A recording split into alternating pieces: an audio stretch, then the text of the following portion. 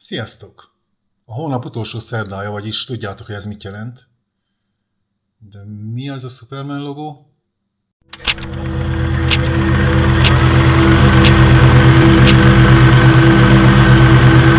És akkor mindjárt kitérek arra, hogy miért a Superman logóval nyitottuk ezt a videót, de gondolom, aki előre megnézte, hogy milyen a DC-től júliusban, azt tudja már, hogy miért.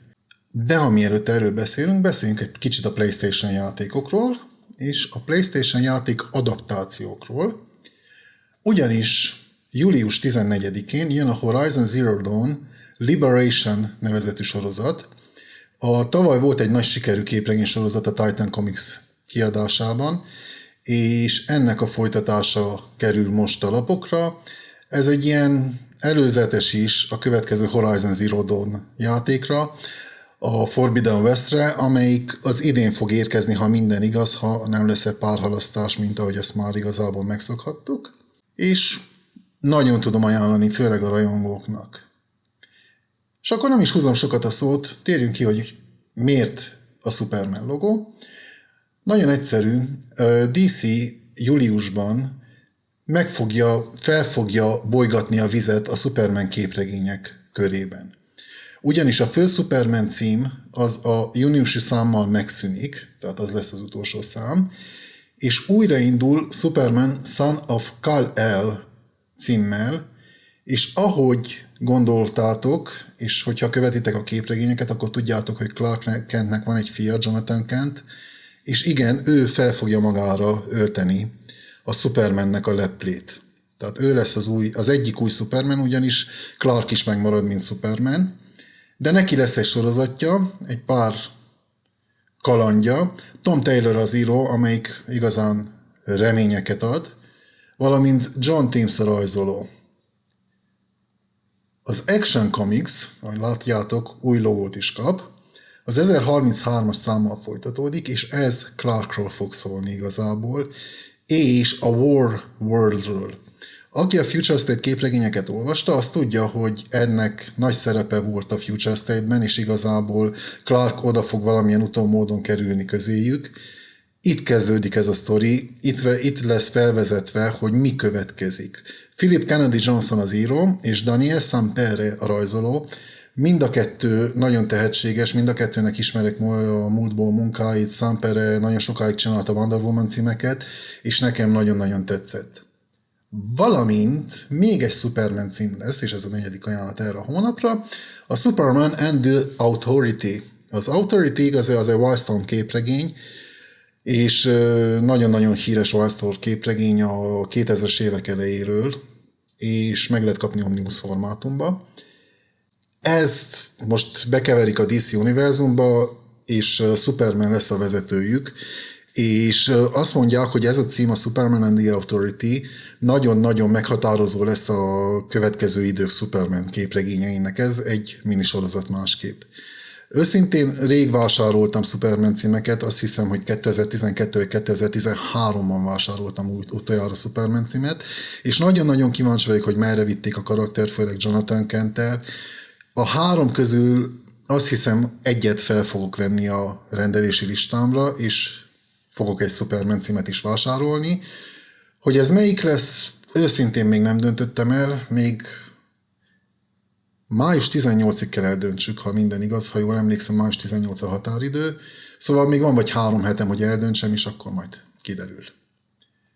Ezután az ajánlataim közé bebeszurok gyűjteményes köteteket is, és az első ilyen, vagyis már a múlt hónapban volt egy pár, de az első ilyen kiemelt cím ebben a hónapban az Ultimate Spider-Man Omnibus első kötete. Ez egy reprint, úgymond ezelőtt egy pár évvel, sőt pár évvel, vagy 12 évvel volt már egy Omnibus kötet ennek a címnek. Igazán Brian Michael Bendis és Mark Bagley 160 részt írt ebből a sorozatból. Ez az első Omnibus, az első 39 számot, valamint a bevezető számot, azt az úgymond fél számot mutatja be.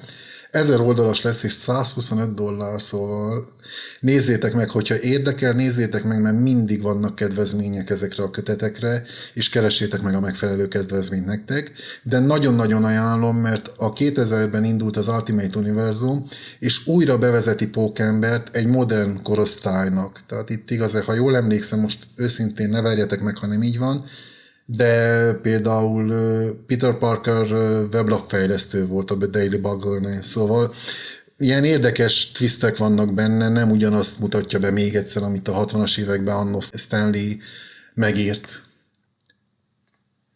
Egy poéncím a Bad Idea Comics-től, tudjátok, hogy szeretem a Bad Idea Comics képregényeit, és a Slaybells, láttam a bemutatóját, és gyakorlatilag arról szól, hogy Rudolfot megölik a vadászok, tehát egy vadász a fiával megöli Rudolfot, és ebből kiindulva Télapó rendkívül ilyen ideges lesz, és egy olyan igazi gyilkossági sorozatba fog belekezdeni.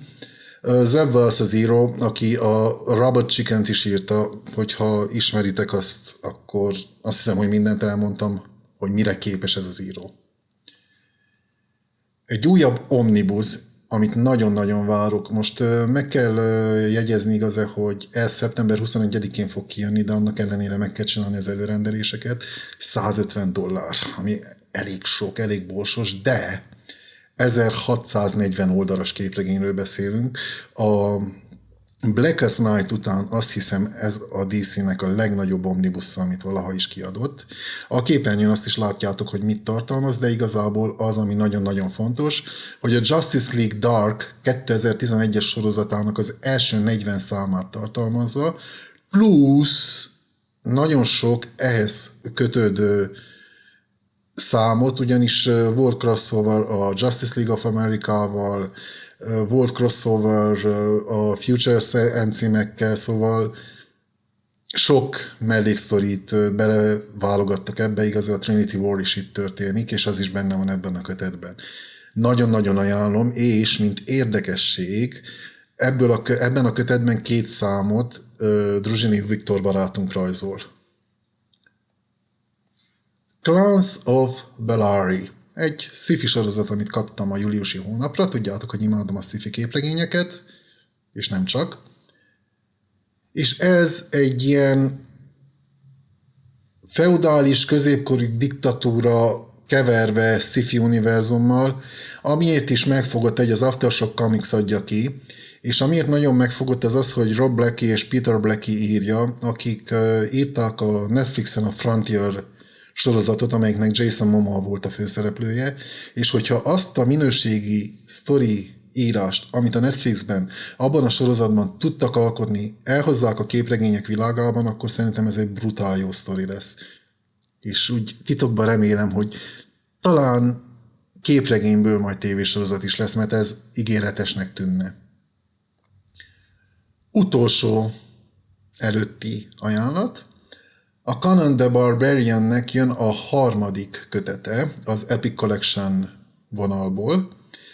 Ez a kötet a Curse of the Golden Skull címet viseli, azaz az arany koponya átka, és magába foglalja az 1970-es Conan the Barbarian sorozatnak a 27-es számától kezdődően egész a 42-es számáig. Ez, hogyha nem tévedek, 1973 és 1974 periódusban megjelent Conan képregények. Nagyon-nagyon minőségűek ezek a régi Marvel Conan képregények, nagyon tudom ajánlani. Magyarországon is megjelenik a Conan kegyetlen kardja sorozat a Fomax kiadásában, az a Savage Sword of Conan-t mutatja be, a feketésfehér sorozatot, a felnőtt tartalmú sorozatot. Ez igaz, inkább a fiatalabboknak szül, de egyezzünk meg, hogy azért megéri, minőségi történetekről beszélünk. Szóval, hogyha érdekel Conan, ez egy nagyon-nagyon ajánlott képregény. És az utolsó ajánlat erre a hónapra, és gondolom nem nagy meglepetés, az X-Mennek az első száma. Ez gyakorlatilag egy új X-Men sorozat, ha nem tévedek, már a 6. X-Men címet viselő sorozat, vagy a 7., 6., ha jól tudom. És igazából onnan kezdődik, hogy megszavazták a Hellfire Gálán, az elmúlt havi ajánlatban ez benne van, és majd aztán mutatok is belőle, megszavazták az új X-Men csapatot. És az új X-Men csapat a Cyclops, vagy Cyclops, Marvel Girl, Sunfire, Rogue, Wolverine, Synch és Polaris. Wolverine nem a klasszikus Logan, hanem a Laura féle Wolverine, a Logannak a klónja. És az új alkotócsapat az Gary Duggan és Pepe Larraz. Nem tudjuk még, hogy Jonathan Hickman mit fog csinálni. Ő majd beszáll egy új X-Men sorozattal, a pletykák azt mondják, hogy Planet X lesz a címe, majd augusztustól vagy szeptembertől.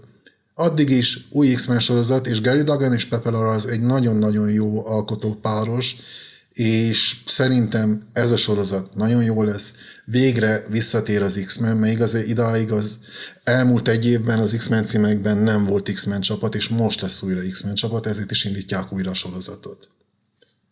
Van egy bónusz ajánlatom nektek.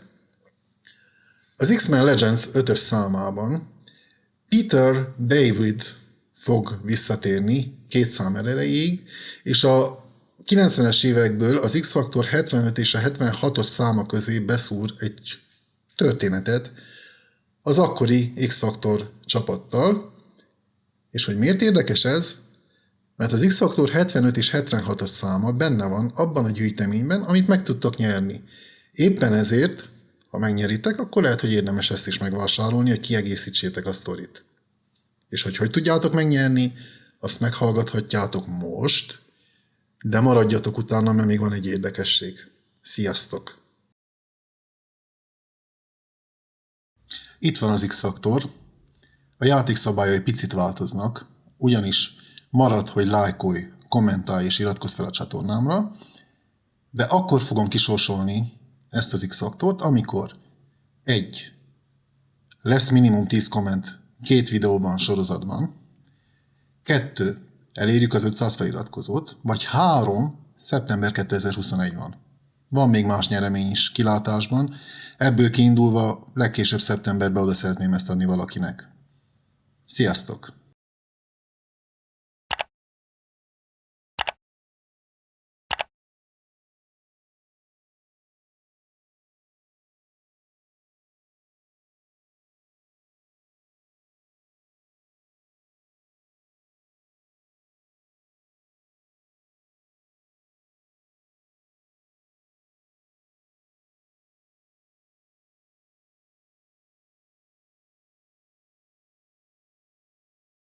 Közben részt veszek Kickstarter eseményeken. Aki nem tudja, az a Kickstarter az egy olyan platform, ahol projekteket mutatsz be, és pénzt kérnek érte, hogy támogassad, és a projekt végén megkapsz a pénzed értékére valamit. Ők ajánlják fel, hogy mit te választod ki. És egy ilyen projekten vettem részt, ez az Image Comics-től, a Top Cow-tól, a Darkness, amelyik a 90-es évek végén második felében egy sorozat, és hogy ennek egy gyűjteményes kötete kijöjjön most, erre csináltak egy Kickstartert. És megjött ma a csomagom a Kickstarterrel, ezért nézzük gyorsan meg, hogy mit kaptunk. A Darkness képregénynek egy 25 éves évfordulója kiadás.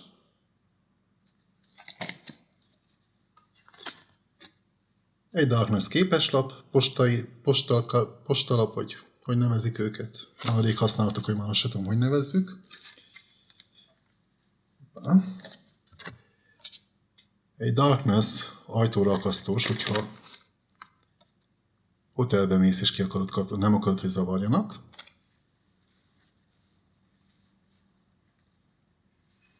Egy Pinduri Darkness lehúzós. Egy Darkness könyvjelző.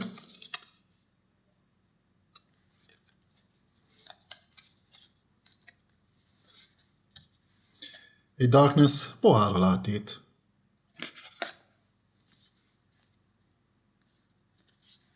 Egy Darkness lehúzós.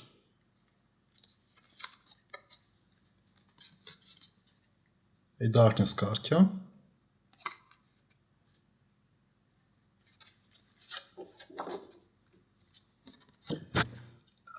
Egy Darkness naptár.